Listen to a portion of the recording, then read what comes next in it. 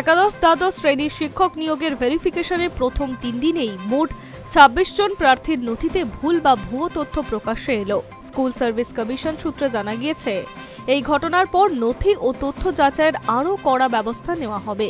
আগেই বলা হয়েছে, নথিতে বিন্দুমাত্র ভুল তথ্য থাকলে তার প্রার্থী পদ বাতিল হতে পারে। গত 18 নভেম্বর থেকে একাদশ দ্বাদশ শিক্ষক নিয়োগের উত্তীর্ণ প্রার্থীদের নথি যাচাই শুরু করেছে এসএসসি।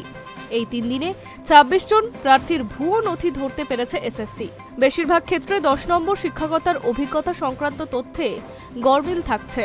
জানা গিয়েছে, এই 26 জনের মধ্যে 14 জন একাদশ এবং 12 জন দ্বাদশের চাকরি প্রার্থী।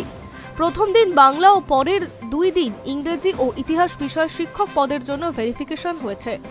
বাংলার ক্ষেত্রে 25 জন গড় হাজির ছিলেন। 26 নভেম্বর থেকে শুরু হবে ইন্টারভিউ প্রক্রিয়া। এসএসসির এক আধিকারিক জানান, এই 26 জনের বেশিরভাগ প্রার্থী শিক্ষকতার অভিজ্ঞতার ভুয়ো নথি দিয়েছে।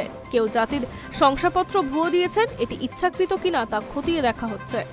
যদিও পূর্ণাঙ্গভাবে প্রমাণ না পেলে এখনই কড়া ব্যবস্থা নেওয়া হবে কিনা তা স্পষ্ট নয়। অন্যদিকে আগামী শনিবার অথবা আগামী সপ্তাহে নবম দশমের শিক্ষক নিয়োগ পরীক্ষার ফল প্রকাশ হতে পারে।